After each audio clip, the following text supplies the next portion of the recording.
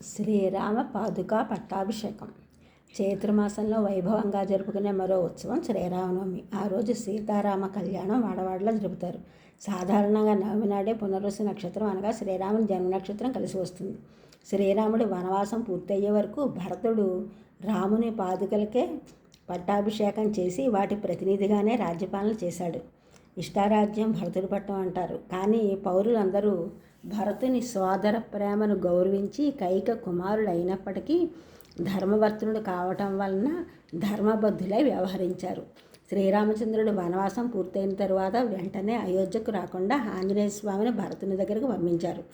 ఒక వ్యక్తికి పదవి ఏ విధంగానైనా మారుస్తుంది, నువ్వు ముందర వెళ్ళి చూసి నా రాకను తెలియజేయి అని అన్నారు రాముల వారు. ఆంజనేయుల వారు భరతుని వద్దకు నందిగ్రామం వెళ్ళారు. అక్కడ పాదుకల వద్ద భరతుడు బురదలో పొర్లుతూ ఉన్నట్ట. కారణం ఏమిటంటే రాముని కోసం దుఃఖిస్తూ నారబట్టలు కట్టుకుని జటాబంధనంతో దొర్లుతూ బాధపడుతున్న భరతుని ఆంజనేయ స్వామి వారు రాముని రాకను తెలియజేశారు.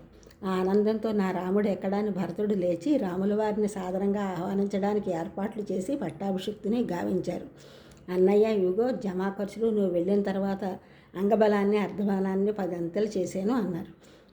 ఇక్కడ ప్రజల నిబద్ధత గమనించవలసింది. రాముని యందు భరతుని గల సోదర ప్రేమ యుగాలు గడిచినా చెక్కు చెదరకుండా ఉండి రాముడే సుగ్రీవునితో ఒకానొక సందర్భంలో అంటారు, నీలాంటి స్నేహితుడు భరతుని లాంటి సోదరుడు చరిత్రలో నిలిచిపోతారు. నీ గుహుడు రామభక్తి పరాయణుడు. భరతుడు రాముని మరల అయోధ్యకు రప్పించడానికి గంగాతీరమందున శృంగిబేరుపురం చేరుకున్నప్పుడు వాని రాకను గమనించిన గుహుడు భరతుడు దుర్బుద్ధితో వస్తున్నాడేమో అని సందేహించి తన వారితో భరతుని వద్దకు వెళ్ళి వస్తాను అని విషయం కనుక్కు వస్తానన్నాడు.